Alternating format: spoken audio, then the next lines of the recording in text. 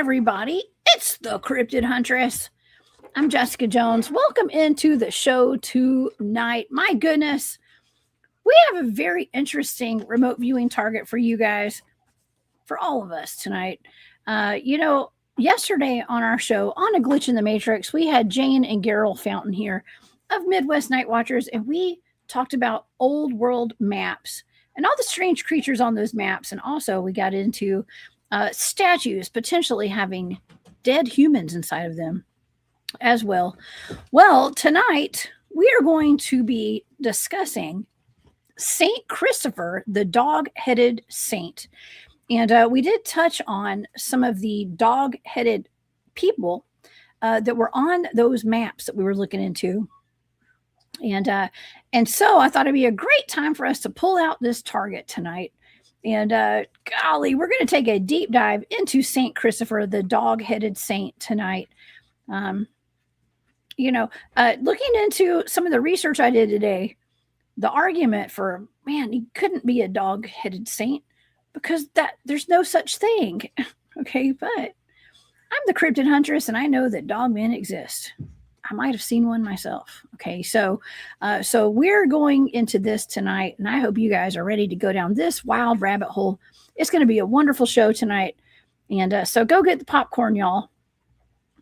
It's going to be a good one. Okay, if you guys would like to check out the remote viewing data for this tonight, please go over to my Patreon, and you guys can become a member of my Patreon. I want to thank all of my members. You guys are amazing. I do appreciate each and every one of y'all. And just go to patreon.com/the Cryptid Huntress. And that's a great way to support the channel and my work. And also, if you want to check out my info, go over to thecryptidhuntress.com. And I also have a shop over on Etsy. It's called War Woman Goods. You can find that over on my website, along with all of my social media links and all that. It's all there. Okay. Well, I have a lot to discuss tonight. I have Jane and Gerald back here tonight. And like I said, we're doing a part 2 tonight to an extenuation of our show from yesterday, basically, but with some pretty decent remote viewing data on Saint Christopher.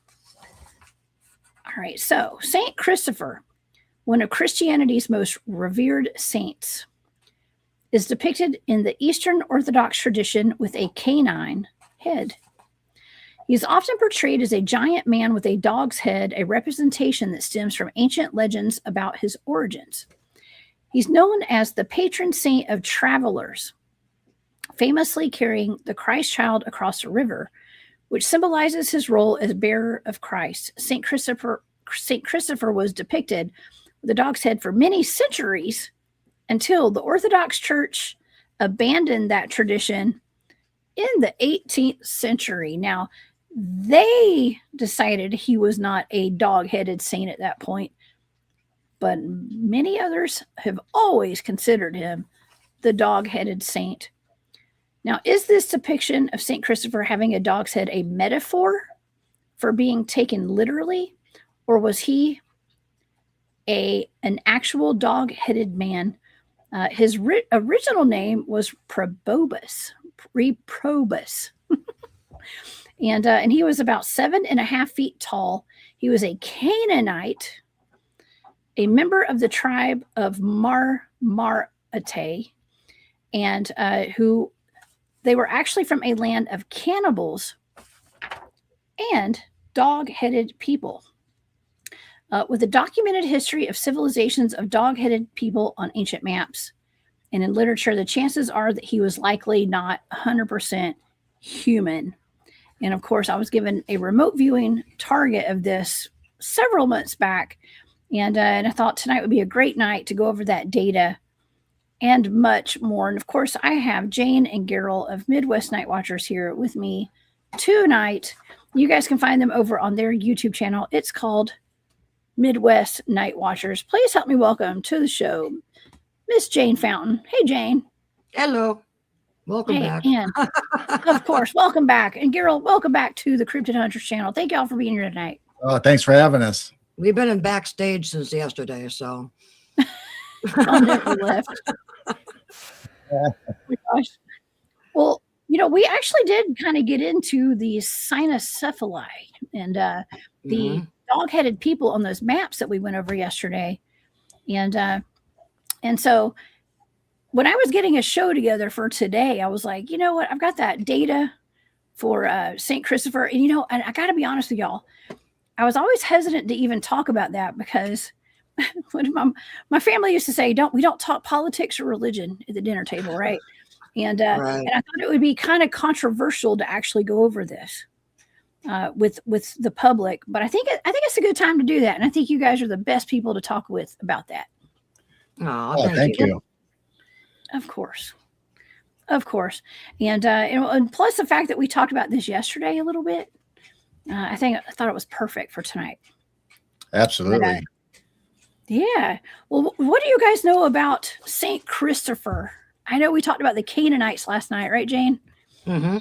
Or yesterday. Yeah. Are y'all familiar with the dog-headed saint? Yeah. Yeah, St. Christopher, like you said, has been well depicted as being a dog-headed person or a dog-headed saint. And there's just all kinds of religious art. Yep, there's one right there. It's just everywhere. It's not only is it in the cathedrals, the churches, but it's in manuscripts and books. And it's just went through many centuries, I guess, if you want to say centuries, of them thinking that he's a dog-headed saint. Yes. I find it very interesting that he was always a dog-headed saint until around the 18th century. And then I think it was the Western Orthodox Church was like, nope, he is no longer a dog-headed saint. He has been granted human access. He's now a human. Yeah. But one thing that always was kind of the same was that he was always a giant. He's kind of giant. If you consider 7.5 feet tall a giant, I guess. Well, back in the day, I mean, just like our great-great-grandparents, they were like 5'5", 5'6", maybe, a lot of them. So maybe back in that century, that majority of the normal civilization was kind of on the shorter stature. And so him being that tall would be a giant. Yes, he would be. Actually, you know what? It's funny that you said that because when I was a kid, I used to sleep in the bed that my great-great-grandparents slept in. It was like the bed frame, and my mattress barely fit in it, and it was really short, and I was really tall. I had big feet, by the way, for my age. But I was kind of tall as a kid, and I had to sleep diagonally in that bed. And I always thought, man, how are those my great grandparents? And they were a lot shorter than me. And I think I'm about 5'7", I think, so I'm not super tall, but I could tell they were short. I think they were pretty short back then. So, yeah, I don't know. It's really, really interesting that I think that they say he was around 7.5 feet tall. That is the average height for Dogman reports. Just saying. There you go. Right. Yeah. So I did want to point that out. Amy, thank you so much for gifting those Cryptid Huntress Hunt Club memberships. That is so sweet of you. I appreciate that. And also Moon at Noon, thank you for that super sticker too. You guys are the best. I appreciate y'all. But okay. So I don't know. I don't even know where to begin. I guess let's get into the history a little bit of maybe even the cynocephali. Okay, the cynocephali, because we need to kind of set the stage for. I mean, even I'm not saying he, and I know this is a story out of the Bible. Okay, this is a well-known saint. Okay, but let's set the stage for like maybe this being. We're gonna make the argument like, is this real? Was he really a dog-headed saint or was he a human? Okay. Yeah, a lot of arguments is there is no such thing as dogmen. So when we bring up, what about St. Christopher? Exactly. There had to have been dogmen. He can't be the only one. Well, all the like we talked about yesterday, all the old historians and explorers all talked about running into this race of people that had dog heads but human bodies, but they barked and they're very ferocious. A lot of them cannibals, most of them were warriors. And I think St. Christopher also went to war, was in part of a war that where he got martyred. And they're on all these old maps. You see dogmen all over these old maps. And I don't think they were considered werewolves back then. I think dogmen was the original, and then we kind of changed into werewolves. But they're all over these maps. Yes. Yes, they are. And they're all over the world. It's not just in one area of these maps. Like, I know this is the Piri Reis map. We talked about this yesterday. And this is from 1513, I believe. However, there are dog-headed civilizations, dog-headed people civilizations all over the planet, apparently. And of course, like we said yesterday, we're missing half that map, right? Right. So we don't know what else there was for the other half of that. It's like half of the world's missing for that map. But there's a whole lot of dog-headed civilizations, and it's been depicted in all the artwork. I mean, this is, it looks like a dog-headed person amongst the Anunnaki. Like, what is that about? I just came across that today. It's in the literature. We're going to go over the literature tonight. We're going to go over the explorers that ran into them, and yeah, we're going to make a case for him being a real dog man potentially. But then we're going to get into the remote viewing data. Okay. After that, and I'm just showing some pictures right now to the audience. For the podcasting listeners, we're showing some pictures of the Dogman. If you guys want to see this, please go over to the Cryptid Huntress channel over on YouTube and see it for yourself. I wish we could read some of those. Yeah, not only medieval times like the manuscript you're showing there, but you can go back to other civilizations, whether it's Asia. They have their own dogman accounts over there, and including lands that they were prominent on. And like I said, the explorers all talked about it. Marco Polo talked about going to an island and having a dogman. Pliny the Elder from the Roman times, a historian, he talked about it. Herodias talked about how the savage dog-headed people would attack and was not very friendly. Mm-hmm. Is that a little black? We go back to that picture. Is that a little black dog? And how many legs did it have? That may not be a dog. 4 in the front, 3 or 4 in the back, and a real long tail. Is that supposed to be a dog? Maybe there's a shorter one on the other side of it. I don't know. Well, you know what? We did do a show one time. We were talking about how our history is actually created by AI. Mm-hmm. And AI does like to give extra fingers and weird body parts. Right. So, I mean, gosh, I would hate to say that's what that was. But I don't know. At this point, I don't know nothing about nothing.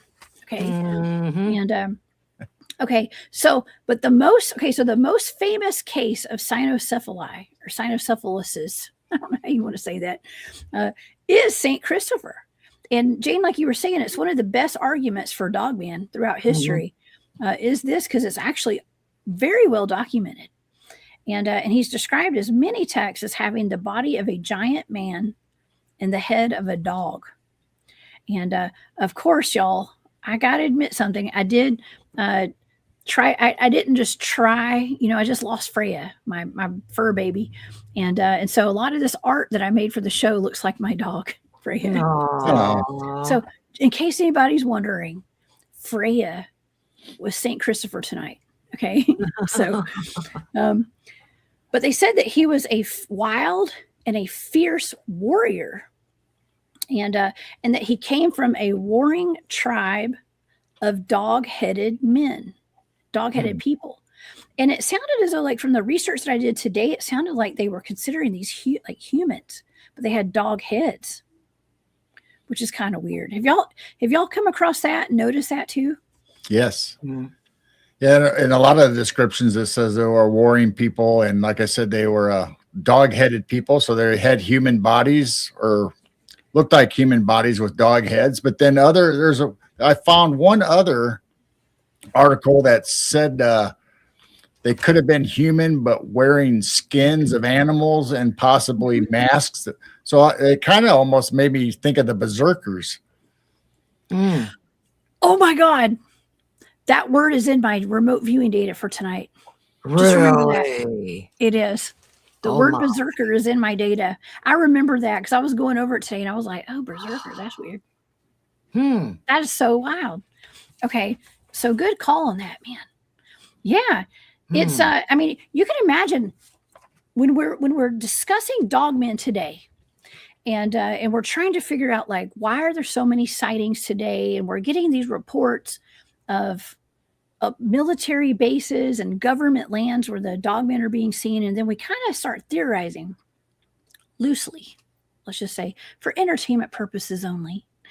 I theorize personally that potentially they're being maybe cloned, maybe created, maybe breeding programs and things like that. Super soldiers.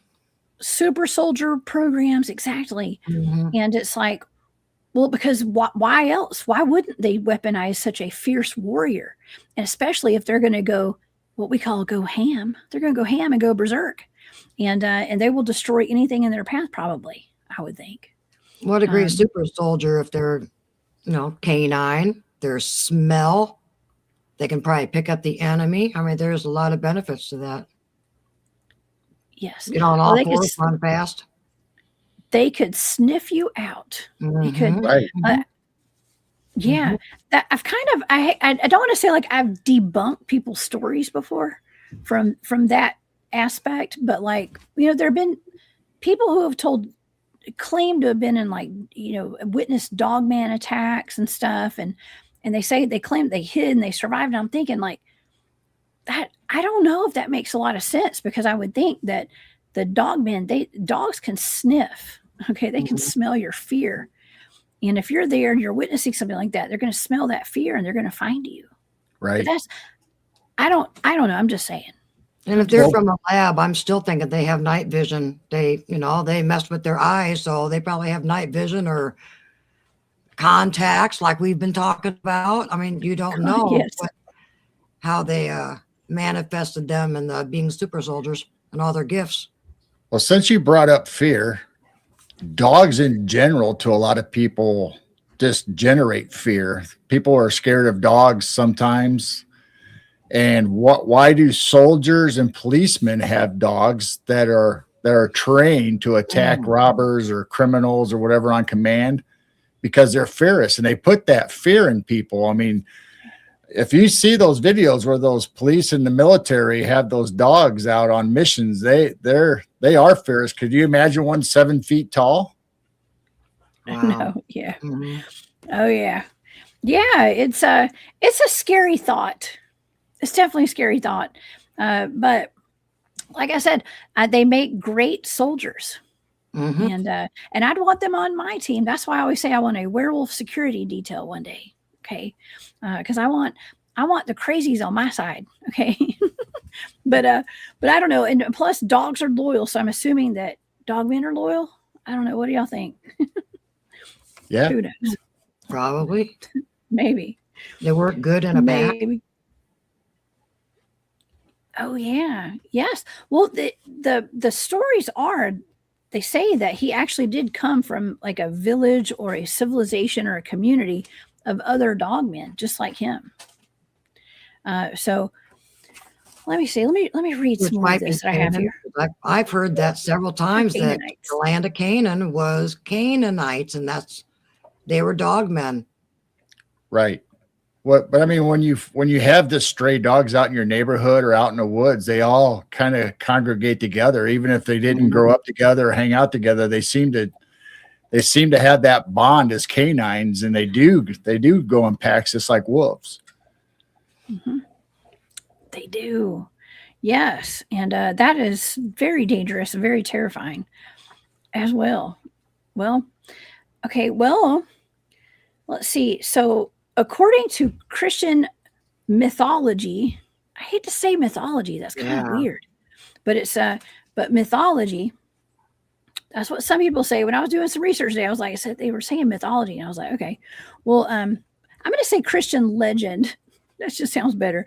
But he met Jesus Christ. He met Jesus as when Jesus was supposed to be a little boy. He met a little boy, and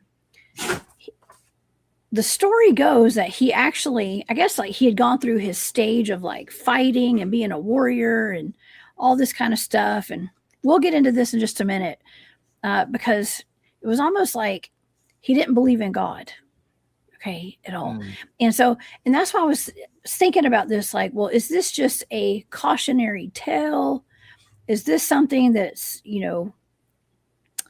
just used to show people the light of like how you can be, like, his name was what was his name? I want to say it was like reprobate or something, or reprobate, however you pronounce that. Reprobus was his name, and especially he was a sinner, okay, and then he met Jesus, and then he was baptized and saved, and then he became a saint. So it was almost like a hero's journey there, right, or something like that. And a lot of the medieval paintings and depictions of Saint Christopher will have him, and they'll have a small figure of like Jesus on his shoulder, so like he's always talking or in communication with God. Yes. Oh yeah. And this is actually okay in the 18th century or so, especially the Catholic Church and like the Western side of Christianity decided that they were going to portray him only as a human, and so this is actually him being portrayed as a human carrying a little baby Jesus across that creek. Okay. Oh, what is that on Talladega Nights? She's like, 7 pounds, 6 ounce baby Jesus, or yeah, I don't know. That's one of my favorite movies. But anyways, that's how he's depicted over here, I guess, in the US. But over in Europe, I have to say, like, even over in Europe, like, Gerald, you had sent me that map of like the werewolf sighting map out of Germany or somewhere. Yes. And I think they're a little more open about dogmen and werewolves over there.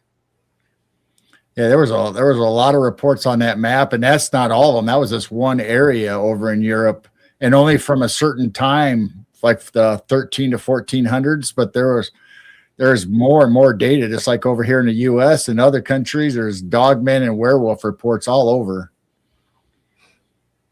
Oh yeah, yes. We don't get a whole. Well, we do have maps of like dogman sightings and stuff, and I go over those maps sometimes here on my channel. Here in the U.S., we not a whole lot of. I guess that's kind of half and half. But people call dogmen werewolves, I think, and the classifications get kind of wonky, right? Because when people who are not cryptid researchers and podcasters like ourselves encounter something that looks like a werewolf. To us, it might be a dogman, but to them, it's just a werewolf because that's all they know how to describe it. Well, it's like everything else. When you first have your first sighting, or if you stumble across something and it's something 7 feet tall or higher, maybe having glowing eyes, maybe growling and have claws, and it might be in the shadows or the dark, or it might just jump out at you. I mean, you're going to be frightened. You're not going to be able to take in all the details, whether it had a tail, didn't have a tail, whether it was 6 feet, 7 feet. I mean, there's going to be a lot of stuff that you're not going to be able to absorb because you're in flight mode or fear. Yes. Well, you guys asked me yesterday, did I get a picture of that pterodactyl thing that I saw? And I was like, no, of course not. I was driving. You're in shock too. Yeah. Well, I thought I was just looking at a bird at first, and it wasn't until after it had passed over and I saw that diamond-shaped thing on its tail that I realized that I was looking at something that wasn't normal. Right. And it doesn't have to be fear. It could be amazement, or, that you're like astonished that you're seeing this. So you don't think about grabbing a phone or anything. You're just enjoying the moment sometimes. Just like, I can't believe I'm seeing this. Then it's later. It's like, I should have tried to get a picture. Yeah. Oh, you got a few seconds. I mean, that's about it. And it's over with. Yeah, exactly. And I was driving and all that stuff, and I was like, oh, that's cool. I'll probably the back of my head, I actually honestly was like, oh, I'm going to see another one day. I'm sure. Did you get a dash cam? Yeah, man, I sure do. I keep saying I'm going to get one, and I still haven't. But yeah, I don't know. I gotta do that, especially as a cryptid field researcher. I should have a dash cam on my truck. I should. It's on my list. Okay. Manifest it. It will happen. Did you guys use your thermal last night? I tried. We had such thick fog last night. You could barely even see on our outdoor cameras. I did go out there and try. It was just, it was too foggy. I couldn't get clear images. Then the lens was starting to fog up. So I just came inside and I said, darling, we're just going to have to wait. I did take inside pictures of all the cats and dogs to play with it and test out all the different modes. So it does work good, at least on our house pets. So we'll have to see how it performs out in the field. But yeah, it was On just your too house foggy pets. last night. And I didn't want to be out there in that fog either. So I came in.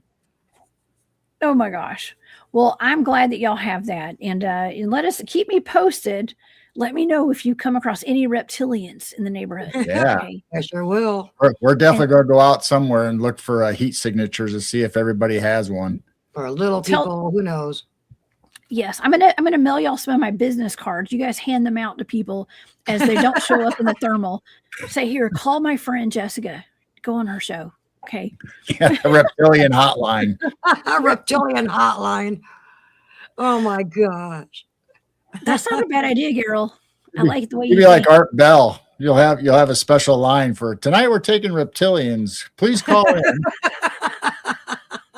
That's actually a really good idea. That's a really good. We'll have a werewolf hotline and a reptilian hotline and everything else hotline. Absolutely. Yeah. Okay. Yeah. All right. Well, I'm going to add that to my list of things to do. Oh my gosh. Real quickly before we move on, I want to thank Kent Baxter for that super sticker. Thank you, Kent. I always love the Dogman, especially werewolf shows. Thank you, Kent. I appreciate that. Today, Pam. Yes. This is actually one of my favorite topics. You know, I love Dogman. And there are actually some people that were mentioning they think that that this is actually a werewolf. St. Christopher. I can't imagine a werewolf becoming a saint, though. Could y'all? Because that's kind of I don't know. I ritualistic. mean, in the Bible, you have a mule that talks to one of the people in the Bible. So, I mean, there could be all kinds of stuff that we don't know about and could actually be true. I think the supernatural was stronger back then. Well, it was more acceptable to be a dogman back then, apparently. And I mean, it was just normal. Today it's like yeah, exactly. Like it was just a normal everyday thing. They had unicorns, they had werewolves, dogmen, they had blimmies, they had all that stuff.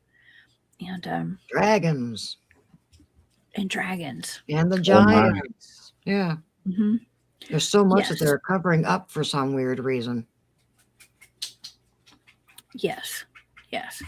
Well, you know, I had a really cool comment too. I wanted to mention this before on the show tonight. Lewis left a comment on my YouTube post today and said, Canaanite, it says some speculate the dog and cat humans, in quotation marks, were eliminated like the giants were. There's a story in the book of Matthew where Jesus refers to a woman as a dog. Exactly. Many think he was referring to her race, not insulting her. So thank you, Lewis. I appreciate that comment. That's a good point. I was going to bring that up. I don't think Jesus would refer to women as dogs ever. You know, I mean, and by dogs, does he mean like the B word? Just no. It's the scripture. I don't know exactly where it is. It's talking about this woman coming up and says something about the breadcrumbs underneath the table. And he pretty much called her the dogs. And that's when she came out and says, yes, but the dogs still eat the crumbs under the table. So yes, I'm hearing on a couple different podcasts that scripture, that was a dog woman, I guess. And he was not calling her the bee, like you said. He called her a dog because she was from Canaan. She was a dog woman, dog man. That is interesting. So Jesus refers to a dog woman in the Bible, probably. Now, Not speculative. criticizing her, right? Wow.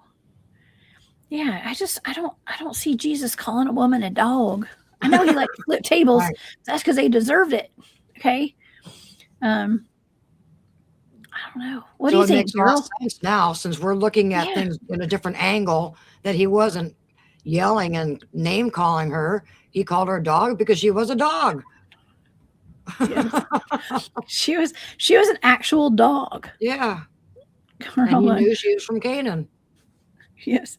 Jenny, I already got a burner phone, girlfriend. Okay, we'll just use that. I'm just kidding. Dogman hotline. I need a burner. That's actually not a bad idea. Listen, I do take notes, y'all. Okay, I do. I keep a mental note of all these comments, and that's actually a very good idea, Jenny. Thank you. If you do a Dogman hotline, I want to be on the other end to field the calls. I want to hear them. Please, yes, I'm going to need some help. Yeah, we have to do different shifts. Dwarf can take the West Coast. And now calling from the Rockies. Oh my gosh. Like, we're joking, but I'm being serious. We probably should do this. Yeah, we probably should do this. And I will get a burner phone. Maybe I shouldn't have announced that on air, but but I want to keep the integrity and the respect of my guests intact. Okay. And so we'll keep everything anonymous. And I have had numerous people reach out to me telling me they are actual werewolves. Okay. So we probably have some in the chat tonight. Right. Werewolves are people too. Just saying. Okay. And I guess these cynocephali were people too. And I want to, like I said, Lewis, thank you so much for that comment, because we questioned, where did the giants go? Okay. Where did all these dogmen go? And by dogmen, like, we've got the dogmen of today that we see. They're not usually wearing clothes and stuff, and they're not trading with the humans and being civil. Of course, some of them were cannibalizing each other, right? As we saw in that picture yesterday, Geralt. But we've got humans here cannibalizing each other too. We in do. Our government. Yeah. I mean, I'm assuming that through the centuries that they've probably have evolved, just like humans have evolved from cavemen, Cro-Magnon, all the way through. So maybe the Canaanites and the dog people also progressed, and they have to live, in the caves and in the woods, and so they would have to be a much fierce and much sturdier breed to survive out there, compared to in the days of the mid-century or the medieval times, when they were probably accepted and nobody bothered them in their lands except for some explorers coming across them. Yeah. It was just normal back then. And there are plenty of explorers that actually did run into them. And I don't know. I guess maybe I should get my notes out for this one. Okay. That's why I think that they were using airships with these old maps to get them all the details. They looked down, they saw these different creatures, and they drew them in those certain areas, and they saw them up above. They did not walk and travel this whole plane. I think they were in airships, and they were seeing all these dogmen. That's why they're on so many different maps. Yes, people drew what they saw, just like with the cave drawings and all of that. Yeah. Okay. Well, let me get into a little bit of information here. Let's do a little info dump. Okay.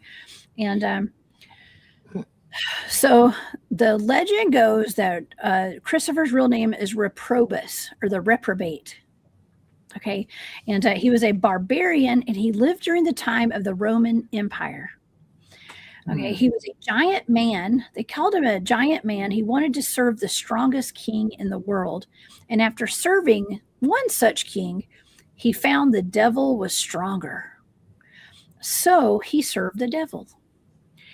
But the devil considered Jesus to be stronger than him. And Christopher went looking for Christ at that point, as the story goes. Here's what the Vatican says about it. This is from some of the Vatican papers. Okay. Oh boy. I'm going to quote this. Okay. A hermit advised him to build a hut near a river that flooded dangerously, and to use his great strength and stature to assist travelers cross to the other side. One day he heard a child's voice asking for help to cross the river, and Reprobus put the child on his shoulders and began to wade in the water. Okay. But he crossed the river. Reprobus put the child on his shoulders, and the water began to rise rapidly. But the further he went into the river, the heavier the child became. I can relate to that. I got a kid. They get heavier sometimes when you're swimming. But but this ended up being Jesus. He got real heavy. It was only with great effort that he managed to reach the opposite shore, and there the child revealed his true identity as Jesus. The weight that Reprobus had been carrying was that of the whole world. Oh. Yeah.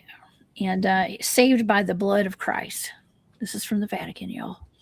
This legend, in addition to inspiring Western iconography, has made St. Christopher patron of boatmen, pilgrims, and travelers. And he became known as Christopher, or the Christ bearer.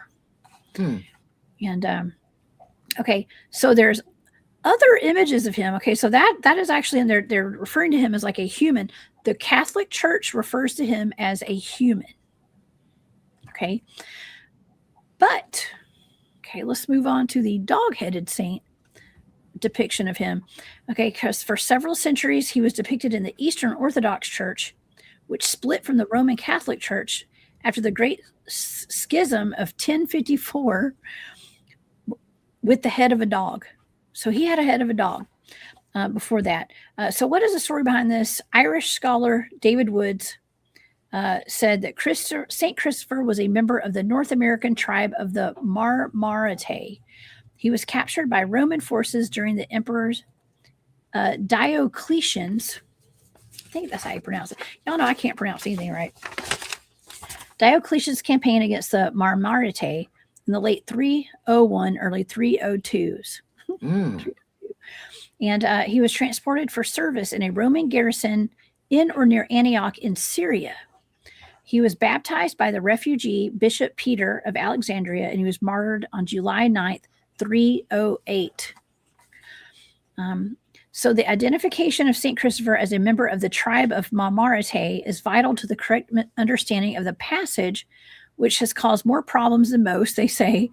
The description of his native land was present in all the earliest surviving accounts of his martyrdom, both Greek and Latin, which he came from a land of cannibals and dog-headed people. The concept of dog-headed cynocephali was an abiding one in various parts of ancient world, including Europe. I mean, this was literally nothing out of the ordinary back then. So one of the first people to write about the cynocephali, or the dog-headed men, the dogmen, was Greek physician Ctesias. And he encountered them on a trip to the mountains of India around 400 BC. And this is what he said: on these mountains there live men with the head of a dog, whose clothing is the skin of wild beasts. They speak no language, but bark like dogs, and in this manner make themselves understood by each other. All, both men and women, have tails above their hips like dogs, but longer and more hairy. They are just, and they live longer than any man, 170, sometimes 200 years. Wow. So, and of course we have Pliny the Elder that actually wrote about them.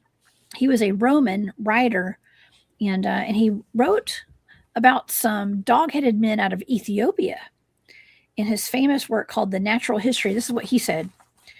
In a more westerly direction of the Negra, I think is how he said that, whose king has only one eye. So I don't know if their king is a cyclops or he's missing an eye. I don't know.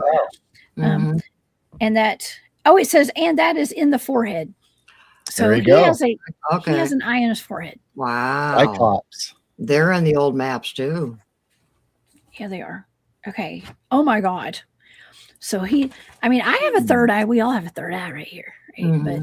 But he had one that was visible. So he was a cyclops he lived principally on the flesh of panthers and lions, the pampagi, who will eat anything, or the anthropopagi, who live on human flesh. The cynomalgi, a people with the heads of dogs, and the artabateate, who have 4 feet and wander about after the manner of wild beasts. And after them, the Herespertae and the Perosi, whom we have already spoken of as a dwelling on the confines of Marmaritae. Tanya. He said, okay, so according to Woods, I don't know who Woods is. I think I read about him earlier. The Eastern Christian or Greek tradition came to interpret the account of his being dog-headed literally, which is why Byzantine icons often depicted Saint Christopher with a dog's head. Okay. Yeah. So that is pretty wild. It seems as though there were lots of interesting cannibalistic wild men, wild beast people, maybe even animal human hybrids or something back then. They seem to be, the way that they're describing them, they seem kind of natural. Mm-hmm. Like they weren't, you know, like today we're like, oh, maybe they were made in a lab, you know, but back then that wasn't. Cannibals too. Mm-hmm. Look at the Egyptian culture. Look how many gods they portrayed. And we had an Anubis, which was the dog-headed god for them. Mm-hmm. Yes. Well, they say Anubis was a jackal-headed man, but I don't know. Hey, Ben. Yes. I think he was a jackal-headed man, but I don't know. He looks like a dog to me. But there was a lot of like human animal hybrids within the Egyptian gods. All of them, basically, not all of them, but a lot of them were animal human hybrids or chimeras, right, of some sort. Yeah. Okay. It was normal back then to have a bird head or a dog head and all these combinations in Egypt. Now, the one thing we don't know, that they depicted him as a dog-headed person or a dog-headed saint. We don't know if he could transform from one to the other, if he was always a dog head, or could he be human form when he wanted to be? Could be a shapeshifter. Right. Could be. Okay. Oh, and by the way, Reprobus means outcast. I don't know if I said that earlier or not. Outcast. But that is actually what that means is he is a outcast. Hold on, y'all. Sorry. My computer's dying. I forgot to plug it in. I feel, like I said, I was discombobulated on Monday. I feel discombobulated tonight too. Oh. It's always. I think it's been the whole week. It's been one of those weeks, y'all. It has. It has. And yes, being a full-time mom and then putting shows together every day, just about it's a lot of work over here, y'all. Okay.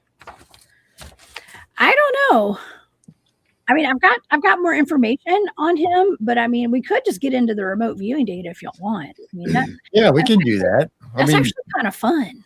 I like yesterday we also showed some engravings and carvings in the cathedrals, and the one that had the Dogman as a person or a place where people come from that had dog heads in the cathedral. So that's also in a religious setting along with Saint Christopher. Yeah, a lot of those statues with no heads, a lot of them could have been dogmen. We don't know because they're headless. That's right. Well, I also, I do have some interesting artwork here as well. Yeah. And let me show some of this before we go further. Now, if I did take a really good look at this one. So I was like, what in the heck is this? I think they're killing the dogmen. And if you look at their faces, they look like they are Asian. Okay? Oh, that looks like a scene out of, I don't know, China maybe? Mongolia or somewhere? Don't quote me. I may be wrong, but wasn't it Alexander the Great that went after and killed all the dogmen? Yes. Well, I believe so. And also, there was King Arthur fought an army of dogmen in Edinburgh, according to legend. So I think they killed most of them off and they went underground, and history is there. Government got a hold of them. They slowly came out of ground. Yeah. There's got to be a reason why so many of them it's like there was a war against all the dogmen. Right. And I think Alexander the Great is the king, or that you were talking about, Jessica, where Saint Christopher had ties with him, or some kind of dealings with him. Yeah, because I thought I remember that he was the one that pretty much led of killing them. And if you said something about China, I thought it was up towards around the walls. You know, Tartaria area is where that battle was. Well, you mentioned movies the other day when you were talking about portals, when you had LIB and on. And so if you watch the movie The Wall, they had the Great Wall of China, and guess what's coming from the other side? Creatures that look like dogs, like cryptid dogs. Really? That climb up the wall, and they have to kill them and attack them. And that's what that picture you're looking at kind of remind me of, that movie. Oh. So maybe it's a little soft disclosure there. I mean, it's pretty terrifying. I mean, it's almost like before this gets out into the public and it becomes well known that this really happened. This is not a fairy tale. This is not a drill, right? They have to put these things out in the movie so it gets into the collective consciousness, you know, and so we have to, like, it kind of is like a slow drip of soft disclosure is They what want they're us to doing. think I'm it's assuming. myths. And It's not. Why would they have artwork like this right. if this was not real? I don't know. Killed off them, killed off giants, killed off dragons. Unicorns. No more airships. There was a big reset back then. Oh yeah. Well, all right. Well, okay. Before we get into the data, I want to go over a few more notes that I have. Okay, let me get over a few more notes. Okay, so I mentioned that Reprobus means outcast. He had a gigantic stature, incredible strength, and such a ferocious appearance that the Roman emperor, at the sight of him, okay, this is what the Roman emperor did. He jumped off his throne in a panic. What would cause an emperor? An emperor is not. He does not get scared.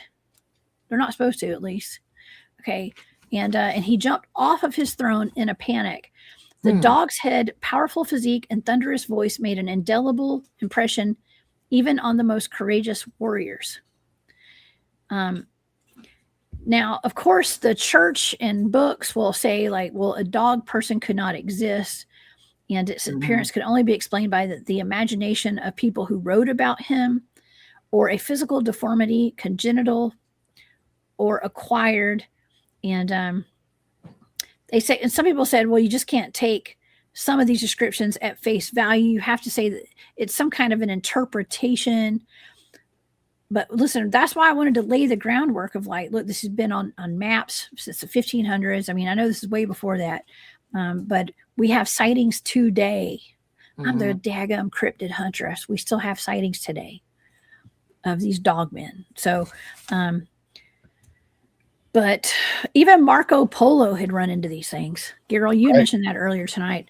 And he was from around the medieval area, I believe. And he met a tribe of cynocephalians in Central Asia. Now, that would kind of make sense to see this and say, well, this is probably out of Asia. If you examine it closely, that's what I think. And he said they were ordinary people when he described them, but according to custom, they cut their mouths so it looked like a huge mouth and sharpened their teeth. They bandaged the skulls of infants so that they deformed and acquired an elongated shape. He claimed that these people looked creepy and reminded him of mastiffs. Oh. Mastiffs. I've actually heard that before with Dogman sightings of today.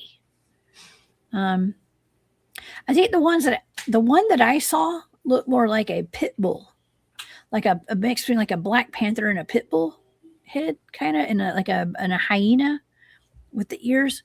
But they're described as all like different types, all different types. Right. We talked about it the other day that some of those I don't want to keep saying creatures, but these entities or these people, these races that are on these old maps, a lot of them were described as being on all fours and hairy. Well, what about the wolf boys in Mexico that have that gene that creates all the hair on their face and all over their whole body? What if some of these races had that also, that gene that was prominent? Yes. Well, and there's also, I mean, there's other stories of Bigfoots and hairy humanoids in the Bible. What about Esau? Yeah. Yeah, absolutely. Yeah. Why is there a Bigfoot in the Sistine Chapel? Yeah. Well, I think that it's very telling that they say that, you know, in the 17th or 18th century, the Catholic Church basically in the West was like, nope, he is not a dog man. He's a human. And they, I mean, they have like a date down, at least like 100 years of like somewhere between here, this year and this year, they decided to take him out of the history text as being a dog man. He's only a giant human that looks like this. So he became that, a big burly man with a beard, basically. Okay. Well, let's get into this remote viewing data because I think this is kind of weird. This is not something I was planning on probably ever talking about publicly, but let's do it. All right. Screw it. Okay. For entertainment purposes only. This is for entertainment purposes only tonight, y'all. And I want to thank all the moderators, everybody for being here tonight. Y'all are the best. We have a wonderful chat and a wonderful chat going on tonight. And man, William, I hope you're feeling better. Thank you for being here tonight. And Joe, yes. Cain. Oh, that's interesting too. Cain is Italian for dog. Yeah. Canaanite. I still think Canaan was filled with dogmen. The Canaanites were dogmen. Wow.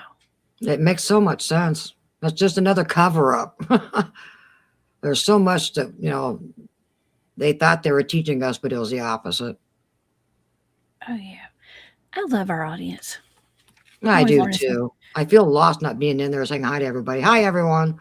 Oh, yeah. You know, and what is that? A cane corso? Cane corsos, too. I want to say that's actually, okay, I know this is like off subject, right? But I want to say that was kind of what was blamed on the attacks on Amber Miller and Tony Aarons out in East Tennessee. Oh, I want to say that the man that lived down the road had cane corsos. Wow. I'm not mistaken. Like, they're big dogs. They were never found guilty of doing that to them, but they were blamed for it. That's interesting. Okay. Well, thank you, Joe. Well, isn't it wild that not everybody has canine teeth also? Some people do, some people don't. So is that something in our DNA? Some people have them, some people don't. That is really interesting. I do. We said that. I went back and watched the show because I was making some short videos and I was talking about how I had pointy teeth and I was probably a werewolf. Or maybe a vampire. Well, I'd rather be a werewolf. It'd be more exciting, I think. So I don't know. Speaking of vampires, I'm just kidding. What's up, war criminal? You're not a vampire. I didn't mean you're a vampire. Okay. Hey, war criminal. It's good to see you here. Oh my gosh. Truth Seeker says my grandson is a shapeshifter right now. Oh. That's funny. Depends on what stage they're in. If they're in the terrible twos or what you know, depends on where they're at. Oh yeah, my son could be one too. He's 11. Okay. All right. So the target is, let me see what the prompt is. Saint Christopher. It just says Saint Christopher, the dog-headed saint. That was actually the prompt. After I did this target, that's what I was told. And that's what I was given. Okay, so this is weird. Okay, it's very interesting. Because first of all, like, I think it's interesting to look into this as like, well, is this a real, I hate to say this, is this a real person? Is this a cautionary tale? Is this a human? Is this a dog-headed human? Like, what's going on here? And the data is fascinating on this one. Okay, so let's get into the sensory data first. For Saint Christopher, the dog-headed saint. Okay, and he may not have been a dog-headed saint, but I think he was. Okay, fighting, arguing, violent, belittle, glitched, worried, old, ancient, big, vast, and large. Okay, so right when I got into this target, the first thing I heard was a person yell, and they said, "Hold the line." And so I wrote, "Hold the line." And then I was thinking, well, I thought I heard "tote the line." So I wrote, "Hold the line" or "tote the line," whatever that means. So I wrote, "Tote the line." Under attack, battle, war torn, like war torn, army or militant, death. I wrote death ritual, dog days of summer. I thought I heard lentil, but then I heard let go. So I wrote lentil, but it was actually, I think I heard let go. Okay. I wrote down old school and very old, medieval era, warning shot, combustible, battlefield, harvest, and I wrote hard vest. So harvest and hard vest. I'm looking back at that now. I'm like, maybe that's like armor, right? Or something. I'm picking up knight. Yeah, these guys were knights. That's what I'm picking up with what you're just now saying. They were knights. They were fighters. Hold the line. All of that. Yes. Do you want to see the picture that I drew? Because so for my stage 3 draw, I have to do a drawing. I don't have to, but I do. Okay, it's part of the remote viewing stuff. And so this is my drawing. Now those lines are my ideograms right here. But down here's my drawing. And they look like, what I was seeing was like a bunch of spears with blood all over them. So that's what I drew. I drew spears with blood. And it doesn't look like blood, but I'm just telling y'all what it is. Wow. And that's almost, that stage 3 is kind of like, I don't know, for me, it's a good way to remember what I was remote viewing, because it's been a few months, right, since I did this. But I do remember I was seeing like, I don't know if people were holding them, but there's just a whole bunch of stakes, like somebody had been in a battle, and those had been used to stab people with. Right. Well, St. Christopher was at the time of Alexander the Great. Had been a Roman Empire, and they would have spears and armor, chest plates. What did I say? Hard vests. Yeah. Harvest or hard. That's how remote viewing works too. Is like you just you hear something, you write down everything that you hear, and like maybe you write something down. You're like, well, maybe it was something else, so you write both of the versions down. And so that's where I got that. So hard vest. Okay, so let me go to the second page. Okay, so what I thought I was seeing, and thank you, Corey. He said, "Hold the line" is a cavalry term. Okay. Yes. Okay, thank you, Corey. So I saw a cross, but I saw what I thought was a what is that? The Knights Templar cross? Knights Templar. I wrote Knights Templar. They're the same period. Are they? I saw that and I wrote that.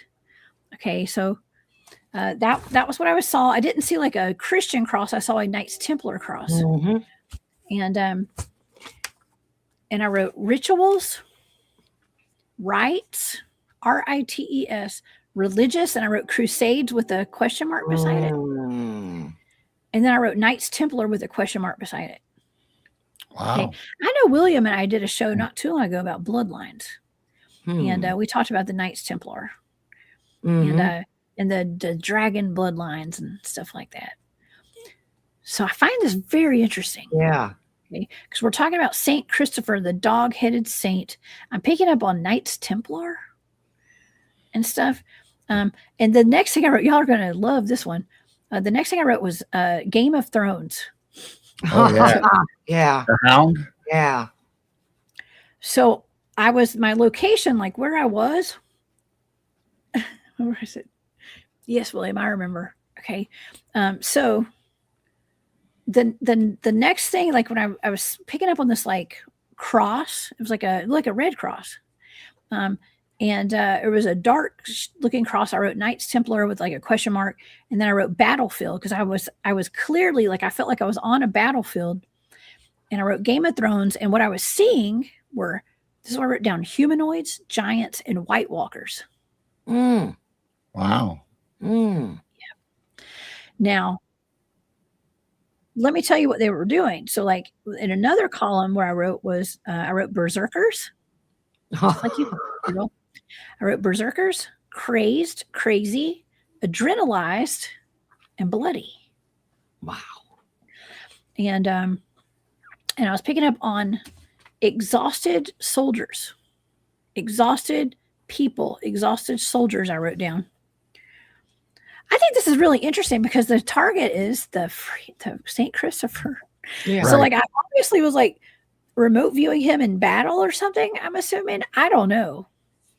Well, like I was saying, if the Canaanites ended up being knights, it was Canaanites, but then they took the K out. They're trying to get rid of the Canaanite with it. So now we call them knights with the silent K.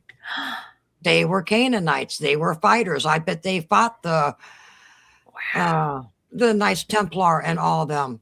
That's all in the same period. Oh my gosh. Well, I did pull up. I'm going to show this in just a little bit. Jane, you had mentioned yesterday about the knights The helmets that were shaped like they had a snout. Mm-hmm. And I have You some find examples some, of that to show. Mm-hmm. And Oh, the eyes are in a different spot that a human would not be able to look out these also, because the dogmen, they were slaying in a different spot. Yeah, it looks like a dog, something with a muzzle. And I don't think it was lizard men or anything. It looked more like a dog would wear.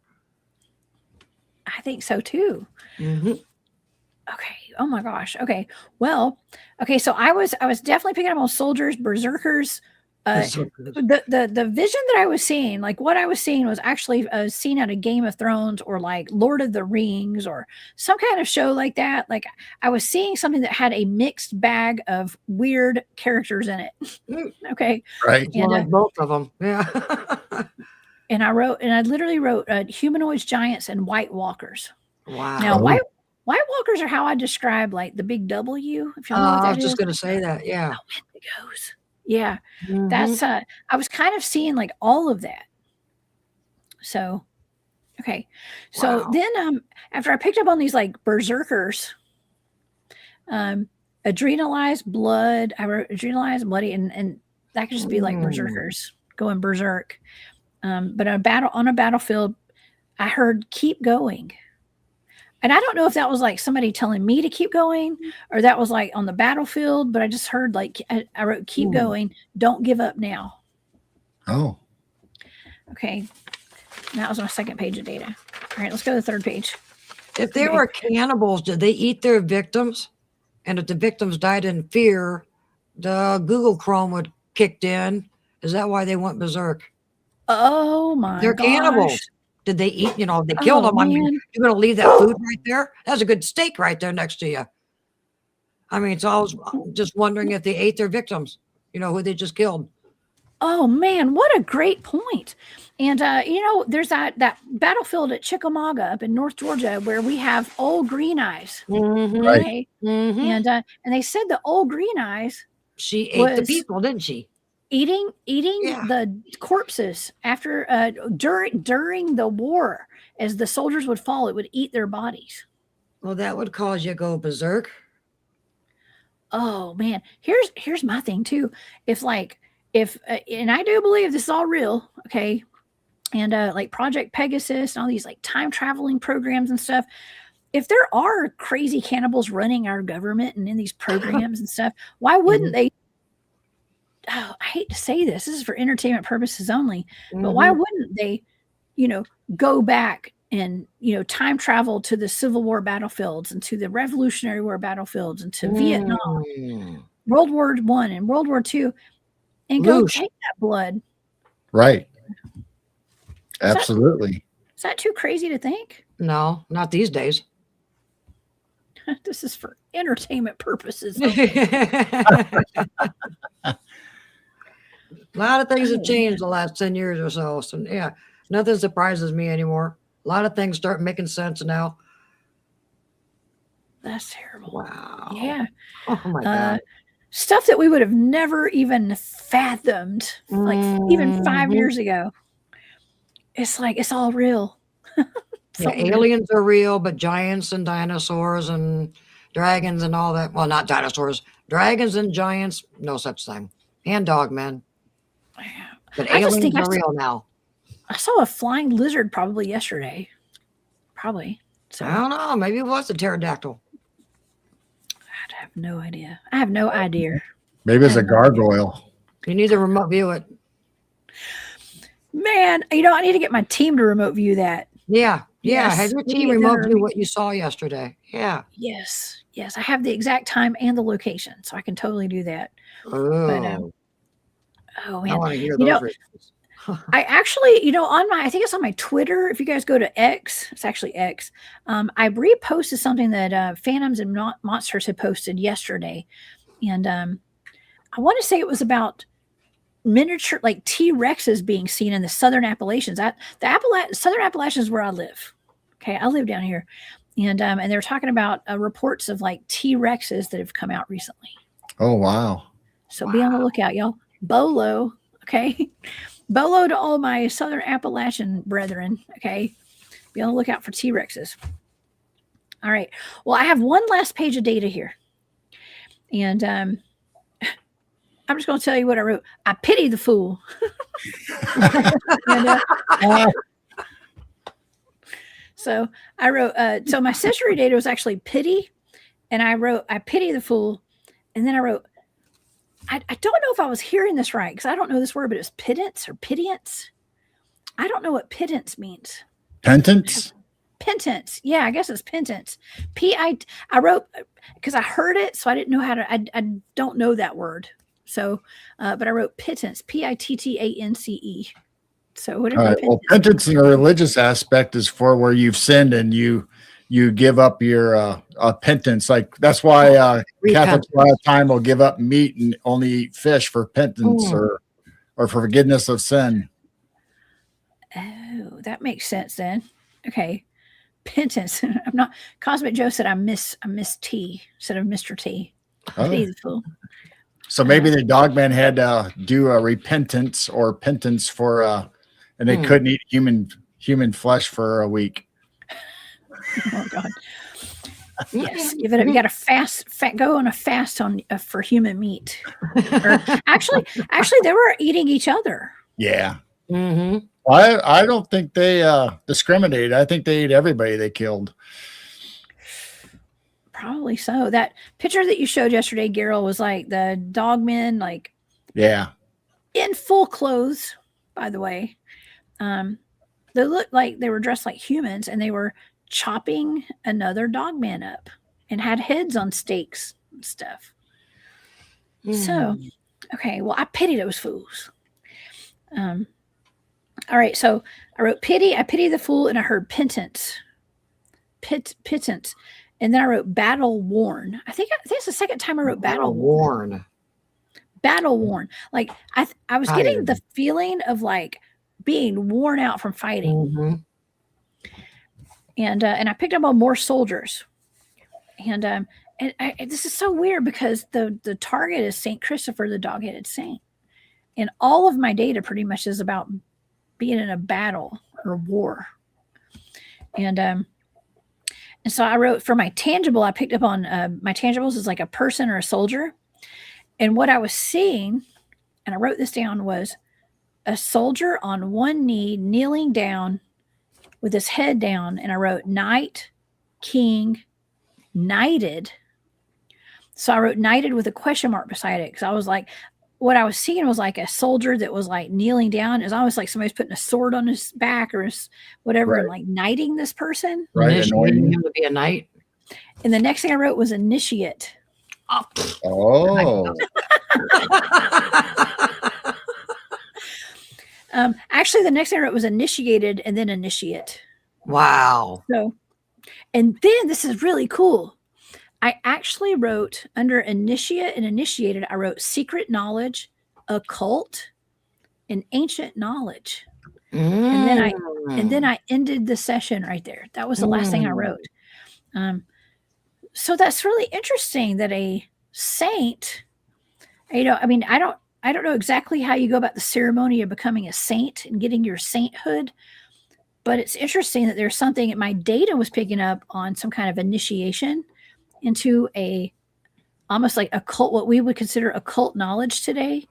What I considered occult knowledge, because that's how I was interpreting what I was experiencing, and ancient knowledge. So Wow. maybe Saint Christopher was of some kind of bloodline. I'm just saying. Well, the Knights Templar, hidden knowledge, all the other secret societies back then, all their hidden knowledge, Vatican back then, hiding as much as they can, and still do. William's like, shh, don't say anything. Stop it, Jessica. Okay, sorry. I'm sorry my data might be a little bit too Controversial. Yeah. Are people's ears burning? This is for religious purposes only? Well, there comes a time, apparently, like I've held on to this data for months now, and it's like, well, I am led to like release things at the right time. Sometimes I don't know why anything happens the way it does. But something told me to do this, and I don't know nothing about nothing. Okay. But I do know this is some interesting data though. Right. And maybe there is a connection. It's not just, we're putting this in the perspective of him being a saint from the Christian perspective, right? Right. Not a Catholic saint either, I don't think. I think there's different saints. Right. Yes. Timing is everything, kids. Just my opinion. Right. Yes. So timing is everything. And yes, now I'm all sweating, William. I got looking at your comments. I'm like, damn, maybe I shouldn't have said all this. You got me sweating bullets over here, William. Okay. Well, like she said, timing is perfect. There's a reason why it came out the way it did. Yeah. Yes. I have no affiliations with any secret societies or anything, so I don't even know. We'll have a hotline for that too. If anybody in a secret society or out of the Crusades would like to call us and tell us the story, that you're more than welcome. We're gonna have a hotline for that. We're gonna have a hotline. How many hotlines are we going to have? Society hotline. Press 1 for Dogman, 2 for Werewolf, 3 for Skinwalker, 3 for Crusaders. So if you know any secrets, please contact us. We'll keep it a secret. But I think what you said earlier about the history about Saint Christopher was wild and a warrior and fought, and then he wanted to be under the mightiest king, which then we brought up Alexander the Great. And then he became religious and believed in God, and then he chose that route. So a lot of times to become a saint, or all the time to become a saint, you have to do something miraculous or some kind of miracle. So what did Saint Christopher do to become a saint? Well, he carried Jesus on his shoulders. Carried Jesus on his shoulders. Baby Jesus. Oh. Little baby Jesus, all 6 pounds, 9 ounces, or whatever that was in Talladega Nights. I don't know. I forgot what he said. He had the, what do you call it? You know what we call it? The Talladega Nights Thanksgiving. That's what we call that. And people started doing that, by the way. I know this is besides the point, but they have like all your friends bring a different fast food item, enough for everybody, and you have a big old Talladega Nights Thanksgiving dinner. Okay, there you go. And it's just like that, the dinner table. And only pray to baby Jesus, not the adult Jesus. Little tiny baby Jesus, 6 pounds, 9 ounces, whatever. Yes. Be careful what fast food you bring. Oh my God. Yeah, I wouldn't eat any fast food anymore, probably. But I don't know.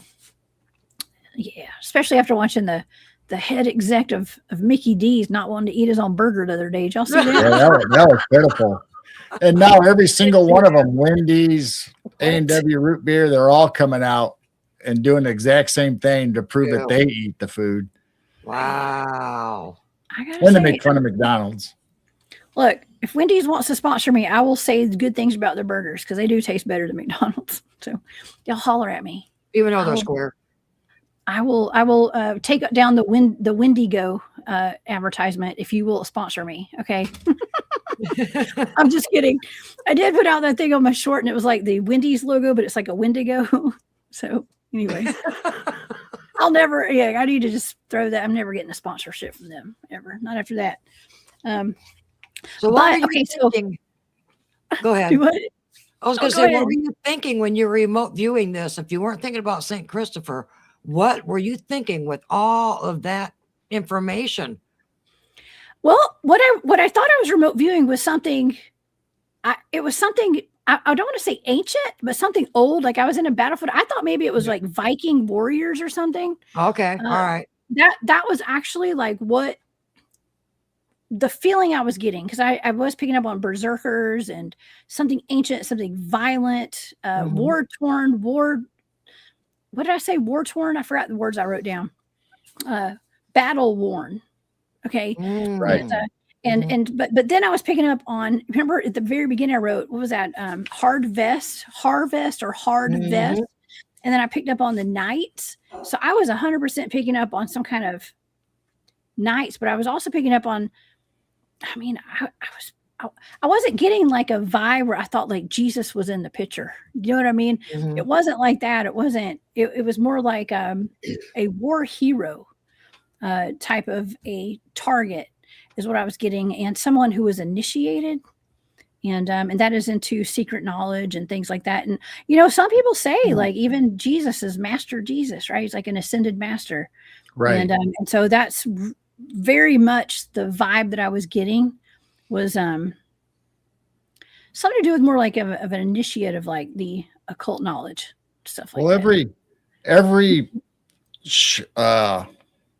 civilization or time period, whether it's the Romans or the Knights over in the UK, you know, they all say that, you know, they pray to the gods that their side will be the victors. So they all believed in some kind of creator or some kind of God. It doesn't have to be necessarily our God or Jesus. It just be some higher being that they're praised to or praying to for them to have victory. Yes. Sacrificing with the blood and all that too, right? Which brings us back to green eyes. Old green eyes. That's interesting that the adrenalized was in my data. That's on wild. The battlefield. I mean, I am a hardcore conspiracy theorist, but actually I'm just a realist, as I like to say.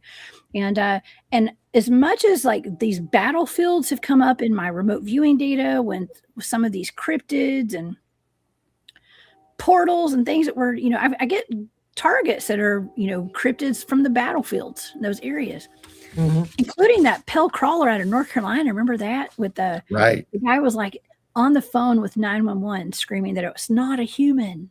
Okay. I believe this is my theory because I've been researching this a long time now. I think that some of these wars are like fought on lands on purpose. I think it's choreographed because the land requires blood. And that's what I think. And I may be wrong. I don't know. I'm hearing the same thing. They're fighting over reasons that we're not supposed to know. I mean, they're not really fighting. Yeah, it's all planned. It's all blood. They go to museums, and if you look at my lunch break, he's pretty much saying they're going over there and grabbing artifacts out of the museums and stuff. And that's what they did with Iraq too. So I mean, they're going after history. Well, and they're sacrificing our strongest and youngest, and our, you know, most brave are the ones that are dying, right? Right. It's really sad. Very sad. I don't know. I don't ever get, y'all know I don't get political on my channel, and I'm not going to tonight at all. But there's a pattern, and I'm noticing the patterns. Well, no matter where you go or what you talk about, they all have their own agenda. Right. It don't matter what part of the world, what leader, whatever organization you're talking about, they all have an agenda. And it's for us to navigate and do the best we can. Yes. Auntie Erin, I'm gonna employ you as one of my operators, okay? Oh my gosh. You wear full spandex, Erin. Yes. We're going to have a spandex hotline. Yes, I'm going to get some sponsors. We're going to raise enough money to have some employees. That's right. I don't know if I'm an operator, I'm going to be in one of those dinosaur suits or a unicorn suit. It sounds like a party. Yeah, you can be the dinosaur. I'll do the unicorn. Oh my gosh! I tell you what, we do have fun over here on this channel, and I don't care how serious it gets. We're talking about old green eyes eating corpses and stuff, but then a few minutes later we're having a good laugh, and it's if we're not laughing, we're crying, right? That's right. You have to. I mean, you have to laugh these days. It helps your vibration to stay high, like I say. If you dwell on what's going on in the world, you're going to be down. Just try to keep laughing as much as possible. Yes. Aaron, y'all don't put your fast food under a microscope. Please don't. You will never eat. You'll not ever eat anything ever again. I don't think the fries are real either. Yeah. Oh my gosh. Joe says wars are satanic sacrifices on a larger scale. I believe that at this point. Yeah. They start on certain dates. They end on certain dates. Oh, yes. Mm-hmm. Mm-hmm. Oh, yeah. I don't know. Honestly, I just don't believe anything that I'm shown anymore either, like on TV and stuff. And I don't know. It's really sad. And, gosh, William's got me thinking now, because I'm like, man, all this data is actually really interesting, that it's like it went into slant towards the end of like occult secret knowledge and things like that. And right. I mean, that's from remote viewing. I have no knowledge of this stuff. Okay. So I don't know. I feel like I might have said something I wasn't supposed to say or something tonight, but I don't know. Oh, we're good. I don't know. Like I said, I don't know anything. I think it's good. I mean, yeah, the Crusaders and the Knights Templar are part of history. I mean, so you can talk about it all, and everybody talks about, the treasures and everything and all the stuff behind the scenes, but which we do not know. We're not privy of. We're not saying it did happen, and we're not saying it didn't. But if it comes out in the data, it comes out in the data. Mm-hmm. It just comes out. It's just remote viewing, and it's just data. And but I find it really interesting, and I hope it's can connect some dots, and I think it's really interesting. If you want my overall analysis of this at this point, of all this data, I think that St. Christopher 100% was a real person, and he probably was not 100% human. And that is what I believe. I believe the fact that what came up in this data was like Game of Thrones, and what I was seeing was like a mix of things that weren't human. I think that is. I think that St. Christopher. I know that he was a saint. And he lived a godly life, I'm sure, for like the last half of his life or whatever. But what I saw was very violent, and it was a war situation, and being a knight and that kind of stuff. So, but my data lines up pretty well with him being some sort of a very important figure, I would think, in history. So, there's a reason why they have dogmen in these old paintings. It was not a mistake when they were painting. It was definitely, he was a dog man. Yes. I think he's a dog man. Okay. I'm going to go out on a limb and say he was a dog man. And I don't know. I love it. I mean, I was actually looking on Amazon today. I was like, oh, I wonder if I could find like a dog-headed saint necklace or chain or something. But when you go to look for them, they don't really sell those. They only sell the ones that are like a human man as St. Christopher. So I bet somebody's made them. Yeah, check I guess I need to Temu. go on Etsy. Yeah, Temu. Temu and Etsy. Etsy probably have one. There's some T-shirts of him as a dog-headed man. But I think it's definitely more popular in Europe and on that side of the pond. Right. Him being a dog-headed saint. I still want to know, having the spiritual aspect, and like you said, that he was probably not all human. I still want to know if he had the ability to shapeshift. If, like I said, could he be human sometimes or in front of some people, and on a personal time or out in war, was he a dog man? I mean, that's what I really want to know. That's a good point, because I've heard, like the Queen and other Lizzie people, that they would change at night. Kind of like Shrek, they changed at night. Do lizard people change too? I mean, who knows? Maybe the dogmen changed too. Don't know. Was he human during the day and a dogman at night? I thought that too today when I was doing my research on that, Yeah. but I don't know. To me, I would think that maybe he was always a dog-headed man. But I don't know. Have y'all seen all those videos that have been going around of all of the it looks like tribes of dogmen on the internet, and people think they're real? I cannot get behind that. I don't think they're real. I don't think I've Right. seen them. I think they're AI, of course. Probably. I believe they're AI. But, according to the old maps, there was regions of dogmen and people actually like that. So St. Christopher obviously could have been from Canaanite. Yeah. Every time I say dog, that dog that's in here will bark. Have y'all noticed that? Every dog, he barks. I wonder what St. Christopher did on full moons. Was he part werewolf? Was he just a dog man? What about all these blood moons? How many battles were fought on blood moons or full moons? It lit up the battlefield for sure, so you can fight at night. Yeah.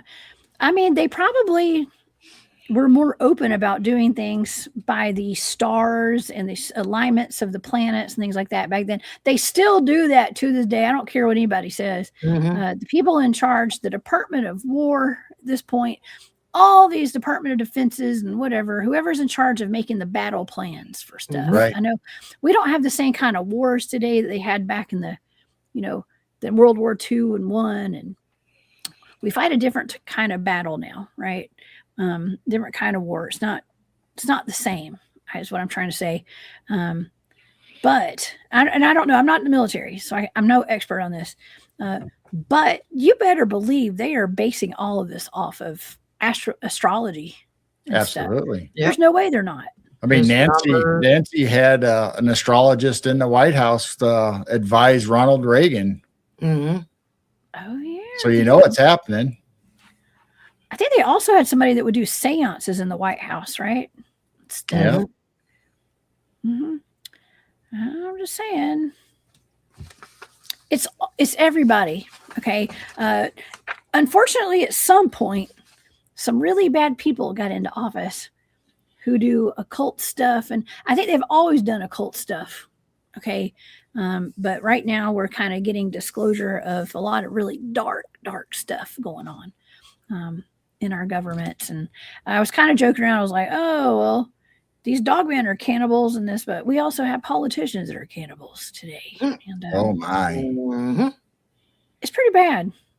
Yeah. Seems to be on a list. Exactly. We may or may not be saying they're Lizzie people. There's Lizzie people, I know. That's why we all need to go out and get our thermal cameras. Jane and Carol, y'all are good to go. Y'all got your thermals. Yes. Hey, Kelly. Kelly's in the chat. Primal Christ says, our local dogmen were active during the blood moon, but then again, it's birthing time. Oh my gosh. It's spring. That's like time when our geese lay eggs, our ducks out here. Well, I think we've got baby foxes in the area, because when the foxes come up and grab 2 bagels and then run off, they're taking it back to the den. So I think our foxes have been born here recently also. So we might have little baby foxes coming up on our camera. You can always tell when they grab stuff and then they take off. And they're taking it back to the little babies and mom. Did you say bagels? You said bagels, not beagles, right? No, I threw out some bagels, little mini bagels the other night. The fox took every single bagel, every single one. So yeah, they must like bagels, because that whole bag was gone just because of the foxes going back and forth. Oh my gosh. So yeah, that's my secret. Really sweet. We eat foxes bagels. Shh. Oh my gosh. Yeah, we leave bird seed out every day. Just about. We have bird seed, and sometimes we put like lake bread and stuff out. It just depends for all the critters out there, and fruit and whatever we got. But we don't have as many animals as y'all do, and ours are wild. even this dog in here is wild. They're all wild. Wild dogs. A Phoenix says there have been testimonies of dogmen befriending certain humans and becoming their protectors. That is very true. I know Primal Cry's story. Yes. Yes. And there's others in Michigan said that they were very friendly and they actually helped them get out of the woods and stuff. So they're not all bad. I've heard a lot of good stories. I think there's good and bad in Sasquatch and everything. Yes, I believe that for sure. And yeah. I mean, for the majority of the people who I've interviewed, people who have had encounters with dogmen, they're not attacking people like you'd think. And but the popular stories that we hear about, especially on podcasts and on YouTube, are people dying and getting attacked and mauled to death and stuff. And I'm sure that happens. I know it happens. I've remote viewed some of those incidents. But yeah, I think that those, I hate to say this, but like, I think in some of those cases, it's maybe government program assets and stuff. They're doing that. I don't know. I don't think that St. Christopher would ever do that to people after he got his sainthood. And that's another thing too. It's like, sometimes it's like the most fierce warriors are just big old teddy bears in person, right? Yep. And I don't know. I'm feeling like maybe that's what he did. The story goes like he had his moments where he was like what was that? What did I say? Battle-worn soldier. Battle-worn, yeah. And then he changed his life around and he found Christ, literally. Yeah. And it's I want to say it's just like what did I call it earlier? A hero's journey, kind of. It's like he's done that, and then he repented, and he literally carried Jesus Christ across the river, and he was baptized and he was sainted. Oh, and I was going to say his skull has been kept as what do you call that? It's like a memento thing. It's like it's put away somewhere. They say so. So when we say like, was this a real person? Well, some people claim to have actually touched or kissed or seen his skull. Oh, and I said kiss. Wow. Yeah. You remember where it was at? I've got it in my notes right here if I can find it. Yeah. Probably in the Basilica. Underneath the Vatican. I got it right here. I actually put that in bold because I was like, this is important. It's going to go in bold. Okay. I want to be able to find this. It is believed that the skull of St. Christopher was returned to Croatia. Oh, wait, let me go back. Hold on. Okay. The dog's head of the saint was kissed during a ritual of washing the relics. And let me back up a little bit. So the Archdeacon Pavel of Aleppo in the 17th century claimed that he had the good fortune to venerate the relics of St. Christopher in Moscow in the Annunciation Cathedral. Paul described the dog's head of the saint, which was kissed during the ritual of washing the relics, is what they call it. And so it said it's difficult to say how the relic saint got to Moscow and what kind of skull the archdeacon specifically described, but the relics of Christopher were seen in Constantinople, where they came from the city of Rob in Croatia. Oh. There is a legend that the skull of the saint helped the inhabitants of the fortress to repel a naval attack by the Normans in 1075.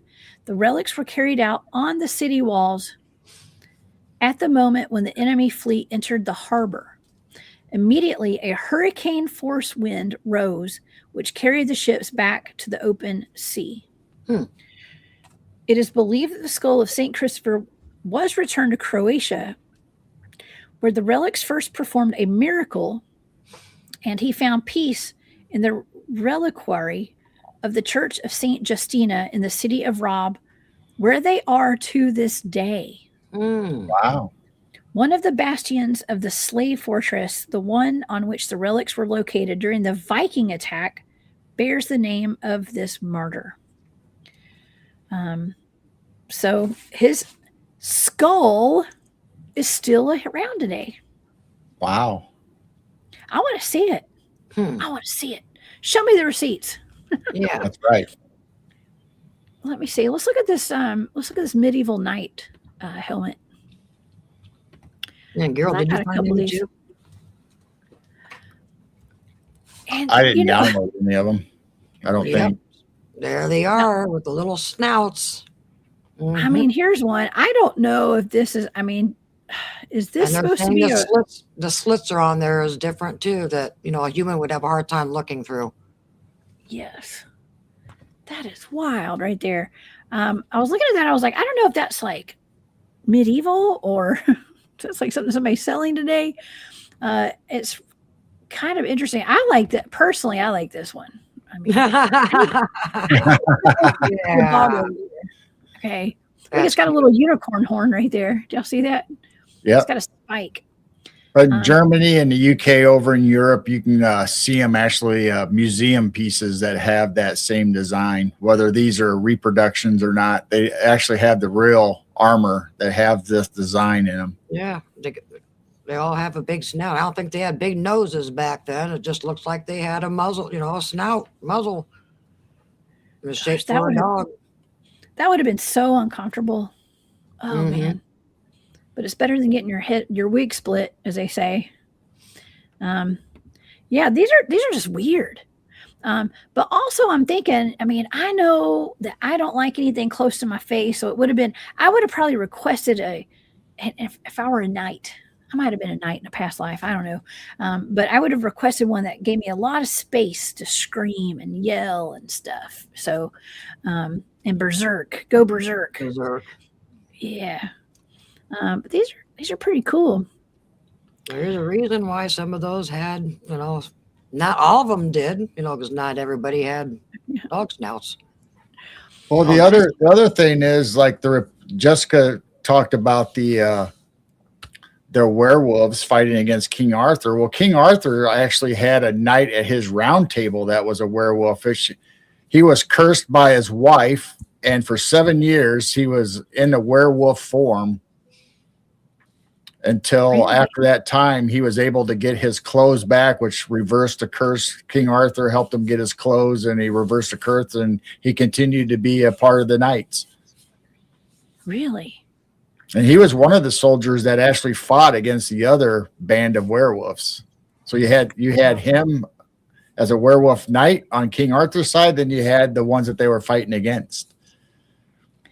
That's fascinating. Well, King Arthur is historically said to have fought that whole army of dog-headed men in Edinburgh. Wow. That's pretty fantastic. Well, even in the early 40s and before, the German Schmazis were allegedly using werewolves in their armies and doing those experiments like human hybrid experimentation and stuff. Right. And all this occult, dare I say satanic, rituals and stuff. And I mean, I think that obviously our military has done it, and shout out to our military. I love you guys. Thank you for your service. Okay. But we got people like Michael Aquino and from like the head of the Temple of Set or whatever that's called.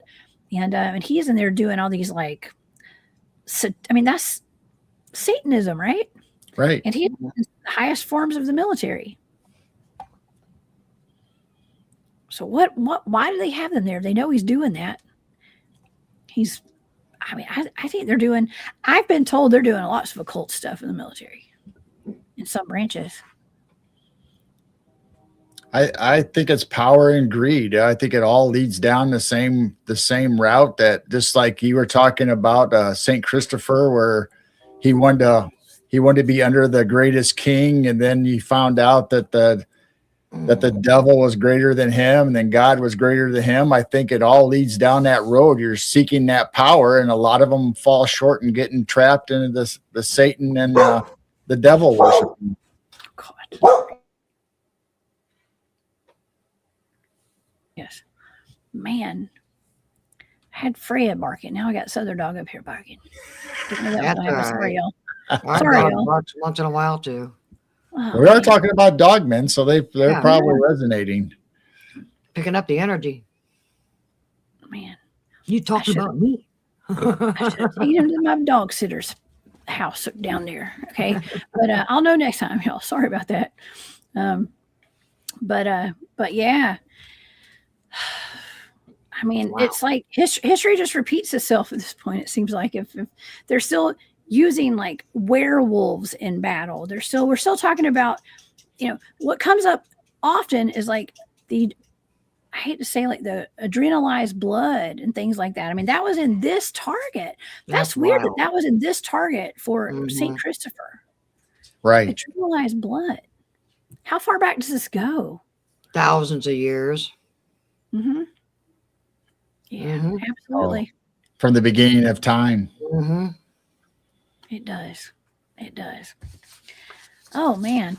Well, I think this has been a fantastic conversation tonight. Oh, and, yeah. a wonderful job. I've really enjoyed this. Let's see what some of these comments say. Mr. Anderson says, what I find interesting. I'm sorry, I can't see y'all. What I find interesting about King Arthur is that is a biblical story, but it seems that Christians do not often like connecting stories outside the Bible. Right. Well, and that's true. In some cases, I think that a lot of people are being more open-minded about that now, though. That's what I'm Using our finding. common sense. Mm-hmm. Well, I mean, okay, I actually took a class when I was in college. I was an English major and have a degree in English literature. And one of the courses that I took, probably my senior year, maybe, I think it was senior. I don't know. So at some point, I took the Bible as literature. It's one of my classes, and oddly enough, our teacher focused most of our course on the apocryphal text of the Bible. Oh, those are interesting. I found that fascinating. Mm-hmm. I took a thesis paper on the story of Judith, the savior of her people. And I just found that interesting. It was a woman. Of course, it's a woman that's going to go chop the head off of a dude. Save her. Of course, I gravitated to that one. yep. Yeah, she cut other things off too, I think. But Did a bobbit? Hobbit, I guess, something like that. But anyway, it is actually also can be seen as it is literature in some ways. Mm-hmm. And I thought that was really interesting that I've jumped on that course. Well, a lot of these, if you look up the chronological order of history, you can do biblical and you can do secular, and they all line up. So a lot of these figures and kings and rulers and the popes and all this happen in both texts, whether historical or biblical. Yes, that's right. That's right. Exactly. And but I'm seeing. I feel like there's like a kind of a shift going on right now, though, for sure, of like people being way more open to the paranormal side. I mean, the Bible is full of paranormal stories, Mm-hmm. Absolutely. A lot of supernatural. zombies and ghosts and all that. I mean, what Jesus arose from the dead, y'all. I'm just saying. I'm saying that joking, but And he rose other people from the dead and healed them.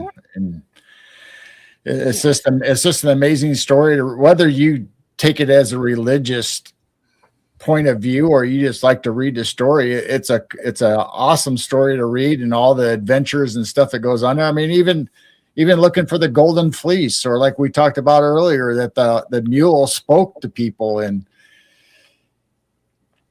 it's just such a miraculous story and this fantastic to read, let alone the religious aspect. Yes. Jenny's was an English lit major too. Oh my gosh. What's up, girl? We're like cousins, twins. Yeah. It's interesting too, like how if you get another perspective on these topics, like the Canaanites, like maybe there is a connection to canines and dog-headed people now. And even with Esau, and I mean, he was born with red hair all over his body, right? And yeah, he's probably a Bigfoot. Just saying. It's probably Definitely Bigfoot. a wild man. Mhm. Hairy man. Yes. And it wasn't an extra hairy man, because if Jacob had to put animal hair on his arm to trick his blind father, there's a difference between an extra hairy arm and animal fur. He had to put animal fur on. Yeah, it was coarse, extra coarse hairy. hair, I believe it says. That would have been coarse hair also. The blind dad would have picked up the difference. So that just kind of shows that he actually had hair like a Sasquatch. He was extra furry. Mhm. I like that. So fluffy. Fluffy. Yeah, he was He a was fluffy. fluffy. He had a fluffy butt. What does this say? Cinephine, it says Esau looked like the Geico caveman. So he was basically a type 4 Sasquatch in that case. Mhm. Yeah. That reminds me, a while back, my friend Glenn, who's one of my teammates that goes out in the field with me, Glenn had me remote view what was that? Paul Bunyan. And it was actually, Paul Bunyan was a fictional character. And it was used by, he was like supposed to be like a lumberjack or something like that. And he's supposed to be like huge. He had his pet ox, Blue, I think. And he's supposed to be like 9 feet tall or something crazy like that. And he could fling trees over his shoulder. And there's an actual picture of Paul Bunyan, the actual person or being that Paul Bunyan was based off of. And Paul Bunyan was using advertisements and stuff for the company. But the actual person, if you want to call him a person, they have a picture of him in the archives at the Historical Society of like Wisconsin, I think. It may not be Wisconsin. It could be another state, but you can find this online. There's an actual picture of him, and I'll be darned if he does not look like a caveman. Like it was given to me as a remote viewing target, and I believe he's a wild man. I think whoever that character is based off of was an actual type 4 Sasquatch. Was he extra tall also? Like 20, 30 feet? I think it was like 9 feet tall or something. I think it was 9 or 10 feet tall or something like that. Oh, yeah. I can find that picture. Some skeletons they've found are just massive, like 20, 30 feet. Well, it's amazing how you have all these historical leaders, whether kings, queens, or like Egyptians, whatever ruler from whatever country, even in China and Asia, they all have a stature of height above the common people. And so they could be a line from the giants. Oh, yeah. Yeah. Well, I mean, they say that all the lumberjacks talked about how the person they based the Paul Bunyan character off of was a real person. And I'm sure he was worked half to death, probably never got paid. Okay. They probably used him as, dare I say, a slave kind of something like that. Advantage of him. Yeah. Probably had some suffering involved there. Okay, but they do have an actual. Wisconsin. Thank you, Kelly. She says Paul Bunyan is huge in Wisconsin. I bet it's in Wisconsin. That's where I bet it is. Southern giant skulls were found in southern Wisconsin. Yeah, where'd all the giants go, y'all? Maybe, just maybe, if you have a big statue in your town of a giant human, there might be a real giant inside that thing. Mm-hmm. Oh, we talked about that yesterday. Yeah, we did. Like things getting turned to stone instantly and all kinds of interesting stuff. Yes. That's probably why the details of some of these statues, you can't fathom how perfect they're carved and how they look. But if they were real and they got instantly turned to stone, that sure would make sense. Right. And me and Jessica had that conversation earlier about Medusa being a Gorgon. And there's a couple more races on these old maps that could actually turn people into stone, but just by sight. Mm-hmm. And we think they're cement statues. They're not, maybe. Yeah. I mean, I was surprised that there's actually a civilization of Gargons. Is that how you say that? Gorgon, yeah. Gorgons. Yeah, like a bunch of Medusas. I mean, I feel like it's like repetitive. I'm always bringing this thing up about the 23 Russian soldiers that were turned to stone by that ET technology. Mm-hmm. Kind of wonder, like, if everything is like back engineered, everything's weaponized, and they had to have gotten some of those gargones, whatever. Oh, And, my God's wife. I mean, even the term, it's in the Old English dictionary, gargonize, which is a stare or turn somebody into stone. oh man, yeah. You mentioned Jane. You mentioned Lot's wife. Now she got turned into a pillar of salt. But Yeah. what made her turn into a pillar of isn't salt? it? Yeah, but wasn't she still a statue, or did she crumble? Yes, she became a statue. There's pictures online. I don't know how true they are, but there's supposedly a pillar in the same area. They think that Sodom and Gomorrah was. It looks like it could have been a pillar of salt, and it almost looks like a person would have been there. Oh wow. Yes. Well, and then we get the whole thing, the whole topic of like Himalayan salt, where that came from. I can't cook with that anymore. I still have some. I still have some, but I mean, they said that was the most healthiest salt, and everybody was buying it. Now, look what we're hearing. I don't know. Now it's got lead in it and something. I don't know. There's why would it be bad to have a pure salt that came from Titan blood? That would give you good DNA, I think. You think so? Anytime I use it, I'm like, this is a good tasting giant. You could turn it into Wonder Woman. This giant is going to make me feel real big. I don't know. I'm just trying to embody what, you are what you eat. Okay. And I want to be a giant one day, I guess. I'm just kidding. I really don't. But yeah, I think my kid's going to be a giant one day. Do you know what? We actually compared our height yesterday, and he is almost as tall as me now. Oh my. Yes. So I think he's going to be. There you go. Yes. Wow. Oh man. Yeah. I don't know. There's a lot of giants showing up in pop culture right now and stuff. And I showed a video and some pictures of some giant humans out of Dubai who are on a basketball team. I mean, we're talking about, I want to say like 10 feet tall or something. These people are like gigantic. Wow. And I don't know. We'll see. Some people say that Barron Trump is a giant. I've heard that too. He is really super tall. Yes, he is very tall. Taller than Donald. Yes. He's like 6'1", I think. I think Barron's like 7 feet or something.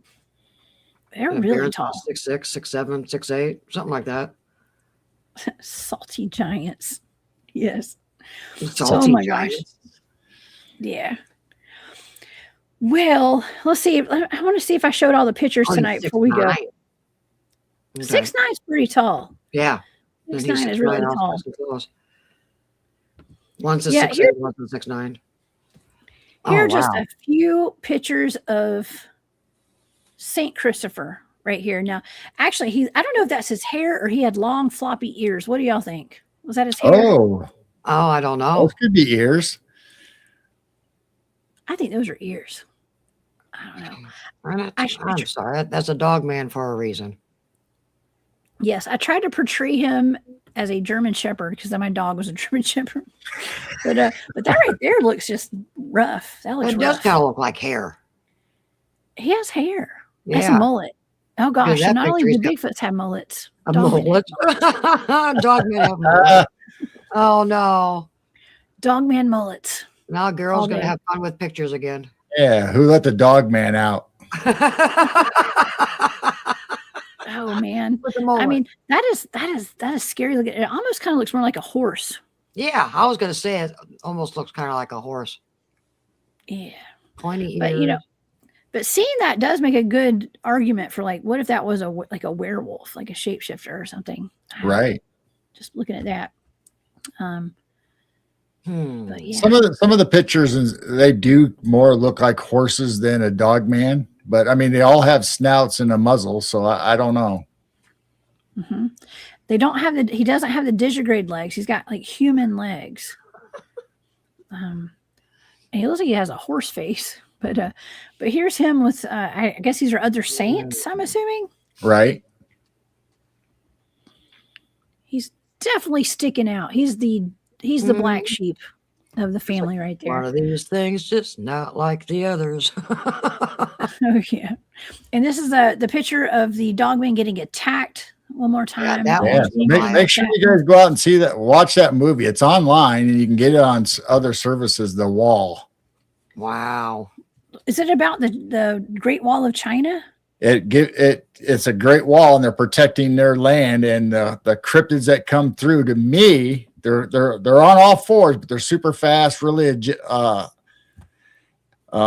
have athletic ability. They're agile, but they climb the wall, and then they eat humans, and they look like they could be like a dog cryptid to me. So I don't know. And some of these old maps show a wall there where Wall of China is. Like it's been there for a long time. It has, and I find it super interesting that they say that it looks as though it was trying to keep something out, like something in. Facing the wrong way for what we've been told. Way. Yes. Yes. Yeah. That's proof that history is not what we've been taught, for sure. Oh no. It's and there's that little opposite of what we've been told. That little animal with all the legs down at the bottom. Yeah. And an extra long tail. I feel bad for the guy laying down in front of him. This like something happened to him. He's DRT'd. He's DRT. He's dead right there. He's dead right there. Right. That's for you, Richard Cox. Yes. Yeah, that is just weird. I mean, why would they paint that if we're making the argument tonight that people drew and they painted and they talked about what they saw, then what the heck is that about? Right. With that little animal right there. There's just way too many old paintings with the dogmen. Yeah. If they saw that, I mean, that paintings take time. That person put time into giving it 4 legs in the front and 3 in the back. Okay.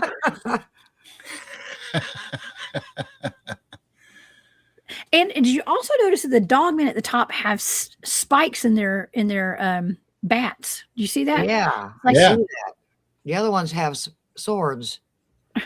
Most of the historical accounts say that they had clubs or spears or some kind of, like, they were a warrior class of beings. So that does not surprise me. They would have spikes. Well, we were noticing on old maps, a lot of these cryptids and creatures, a lot of them have staffs and, you know, like a bat or some kind of a weapon in their hand. But a lot of them are like staffs, like wizard staffs. Yeah. Yeah. Oh, that's what Mike from MT Paranormal Life came on the channel, and he was talking about the Bigfoot that had the staff that was like opening a portal or something out in the woods, like something weird like that. It's like a magic wand. Yeah. Right. Wow. Yes. Leo wants to know, did Christopher wear a wig? Was he just trying to fit in? He might have been. I don't know. Oh man, let's see if we got any more comments or questions. Electric company. Oh no. Okay. Well, y'all, thank y'all so much for joining me tonight. This has been a pretty amazing show tonight. I've really enjoyed this, and we made a lot of good connections, I think, tonight, and connected some good dots. Yeah. And from both sides, whether religious or just secular history, and all the reports from the explorers, and just all the manuscripts and paintings and historical documents, this show the exact same thing. It relates to the data that you came up with. And not all religion is, how do I word this? There's a lot of truth to it also. I know it's been pushed on a lot of people and they have a bad attitude towards it. Don't compare the church building to old stories of what the Bible talks about. There is a lot of truth into it.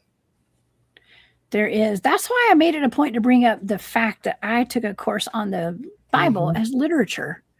And it is a historical account of real people who really lived. The Apocrypha is very interesting. I've been studying that the last few years. There's a reason why they took those books out. Not because they were bad. There was hidden stuff they did not want us to learn. it questions the narratives that Yes. they wanted to impose upon the masses to keep us under control in some way. They don't want us to And, wake up. So there's a lot of teachings in there that they wanted us dumbed down. So yeah, they had to remove those books. Yeah. Yeah. Well, your girl Jessica did a whole entire paper on Judith, the savior of her people. I might dig through my papers and find that. And Yeah. I'll read it. It's probably inappropriate. I wrote some crazy stuff back in college, man. Oh my!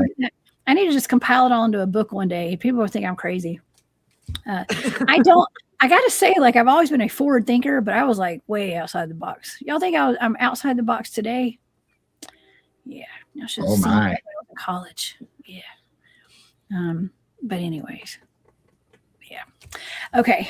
but anyways, man, this is great. Okay. So what do y'all think?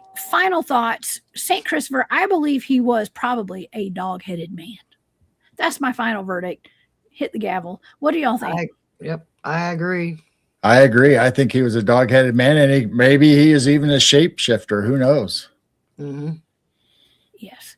Especially with the occult knowledge at the very end here of my data. And sacred knowledge, occult knowledge, and ancient knowledge. I think it could have been. And and Berserker and all that stuff. The Berserkers. Yeah. Yes. Oh, what's up, Javier? I see you in here. What's up, everybody? We've had the best chat tonight. We always have the best chat over here. So what's up, Javier? And everybody who's been here tonight. I want to thank all of my moderators for being here this evening with us. And Jane and Gerald, I want to thank y'all for being my ride or dies the past 2 days in a row. So cool. All right. Thanks for having us. We enjoyed being here. We're usually available if you need somebody at the last minute. Well, thank you. Well, I thought this was a wonderful continuation from our show yesterday. Yeah, it is. And we still have to talk about statues. We have to dig down in that hole a little bit more, I think. Oh yeah. We need to go. Okay, so you got a thermal, so you can go look for reptilians now. Now we need an x-ray machine. Oh my gosh. Yeah. Who's got a DEXA scanner or something? I'm not suggesting anybody go around to statues and break their arms off to see if there's bones or anything inside of it. But if you find one, let us know. Don't do that. We are not suggesting that, but if you do it, holler at me. Let me know. Yeah. Can you imagine an x-ray machine showing a cryptid inside a tree? Now, wouldn't that be cool? Oh, yeah. That'd be interesting. Well, the thing about carrying around an x-ray machine, though, I don't know if that's even possible. They have portable x-ray machines, but I mean, they have mobile ones. Wasn't that long ago that they took a bunch of Buddha statues and found out there was real monks mummified inside those Buddha statues? There you go. They did. I think there's more to these statues. Oh, yeah. Well, and I'm pretty sure the Egyptians did that too when they were mummifying cats and stuff, and they would put them inside of, we got sarcophagi as well. Right. They would put humans in, so the mummified. So you never know. You just never know. I know. Well, Well, when I was working at my real job back in the day, my old job, we got on this health program where we would go around and test women, is mostly women, for osteoporosis. And somehow I got stuck having to do all the stuff for them. And it was, I don't know why I'm bringing this up today, but it was an x-ray machine called, I think it's a DEXA scanner. And the women, they'd have to take their shoes off. And it was like it was kind of gross, y'all. Ew. I probably have seen 1 million feet in my lifetime. And that's what, Then you wonder why I don't want to go back to working for the state. Because I had to do stuff like that. It was volunteer. It was fun. I had a good time, but it was still kind of gross. Yeah. You don't want to look at feet all day. Yeah. Unless that's your thing. Yeah. Except for Bigfoot. I've gone from x-raying ladies' feet to looking for big feet out in the woods. Right. I way prefer big feet out in the woods. Right. For sure. I'll tell you, it's probably not Sasquatch, just our little one-legged guy hopping around the forest. Yeah, it's a monopod. Yeah, that's why we're seeing 1 foot all over the place. Yeah, just hopping around. Oh, man, I don't know how I'd feel if I ran into one of those. That's weird. I wonder. I wonder if they like move kind of like an inchworm. You know what I mean? Oh, they could. Like, how do they move? From from the reports I read, they're speculating that he hopped all the time. Great big bounds, was very, very fast. He could come up upon his enemies really fast because he took great big leaps on his foot. But when he got wore out or tired and had to hide from the sun, he always rested underneath of his foot. It's probably kind of like a kangaroo. You know, a kangaroo can leap. You know, it's probably like that. Yeah, I can see him going fast. Wow. Yeah. Peg squash. Peg squash. Oh, that's a good one. Oh my gosh. Yeah, that is too funny. Okay, yeah, we're talking about wax museums also. Yep. Oh. Yep. I think we're down a rabbit hole here. Oh, that. Wow. That's creepy to think about. Well, you know, there's that mannequin at that, was it Versace or Balenciaga or something? The guy who was a model who had some of his designs taken by Balenciaga, I think, and he went missing. And then an exact replica of him showed up in their storefront as a mannequin. And it looked way too real. Almost like it was like him in a catatonic state. Mannequins are creepy enough. Yeah. And not that it's soft disclosure, but the Vincent Price movie, The Wax Museum, that's exactly what they did in that museum. They poured hot wax and formed it over the real life people. There you go. Disclosure. That's disclosure. Well, and the process that we talked about yesterday, it was actually copper that they would dip people's bodies in. And they would electrify that, right? Yep. Wow. Yep. Yes. It's a positive and negative atoms that attract the metal. So, but it makes me wonder if that's how they make some of our famous bronze of the presidents and people. What if there's actually people inside those bronzes that are famous? Oh my! And they put them in museums so we can't touch them, or we can only look at them. Mm-hmm. Oh, you know what I just thought about? That there's a video that I covered on my show. It was like a guy down in a museum down in Mexico, I believe. And he was at a section where it was a witch, I want to say like a La Llorona or something. Like it was a woman who, and I say witch, I mean that in the nicest way, y'all. Okay. Let's just say a wise woman or a medicine woman or shaman, I think. Okay. And she was, it's a wax figure. She looks very real. And she's sitting there and he's filming her with his camera phone. And then she just moves her head. As she's looking at him. I swear to goodness, y'all, that was a real woman. There's no way that was a wax figure. No way. Look how many, once again, it's only movies, but look how many movies have old Greek statues that come to life and fight. Yeah. Yeah, I don't know. Hey, listen, there's an app I sent my buddy Mike, the MT Paranormal that I mentioned a while ago, Mike Torncasa. Shout out to Mike. I sent him a video, I think it was yesterday, of these ghost hunters have an app now. You can actually take this app and you can see if your dolls are haunted through this app. Have y'all seen this? And I don't know what the app is. I don't want it. I'll never use it. Is it kind of like a thermal or something? I don't know what it is, but it's some kind of app they had where you can put the camera up to your dolls, your unanimated objects, and if it has a spirit in it, it gets a demonic smile on its face. And eyes turn red. Oh, wow! Yeah, have y'all seen that? Anybody in the chat seen that? It's really bad. It's creepy. Maybe I'll put it on my Instagram tonight, y'all. It's bad. Wow. I don't know. Yes, I denounce that. Okay. Yeah, maybe you don't want to watch that. Maybe not. Maybe not. Yeah, but some of the dolls would smile, and some of them would not. Oh, that's rough. Okay, but anyways, be on the lookout for that. That's why I'm not a ghost hunter. Okay, I don't do that. I'll pass too. Exactly. We did a little bit of it, and I've kind of gotten away from it. There's just something about it that I started to feel uncomfortable with. I think I'd rather go look for hairy Sasquatch than Yeah. a ghost that can be something totally different than what you think it is. Yes. Yes. Gotta be careful with the ghost stuff. I don't know. Mr. Anderson, thank you for this comment. This is interesting. Then I realized war chiefs and the Greek heroes also had some similarities, and of course, because spirits are not bound by space or time like us. Right. Interesting. Mm-hmm. Okay. Yeah. And I don't know, with that, that's something else. Like, I've brought all these people on my shows. I mean, even like Archeum, we all might be time travelers and stuff. And something that I'm learning is like nothing really makes sense anymore. And time is definitely just an illusion to a lot of us. And so I don't know. I guess that's how I do remote viewing. It's like I just travel through space and time and get all these. There's no answers, just more questions. And this has been a fantastic show tonight, y'all. And I have thoroughly enjoyed this. Please come back and hang out with me again. Oh, anytime. We'd love to.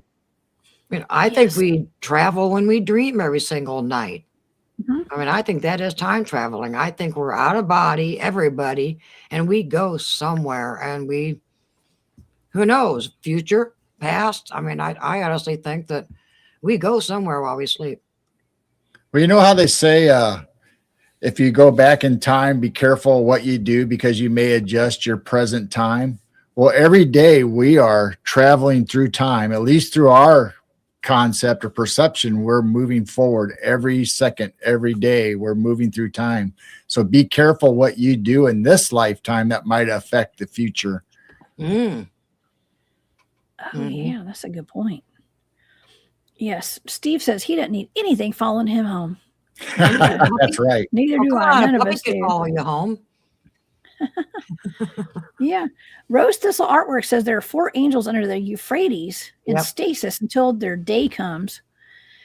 Oh, Lordy. And they're chained and bound. That's in Revelation. Yeah, they did find some huge beings in stasis under the Euphrates in the Gulf War time. I think that was like Gilgamesh's tomb. I think that might be one. I don't know if that's the same thing, but I know that was actually in those e-files. And some of the old maps have in the center of them, they'll have the 4 angels standing up, and I think some of them have chains, some of them don't, but it's supposed to represent the 4 angels. Yeah. Wow.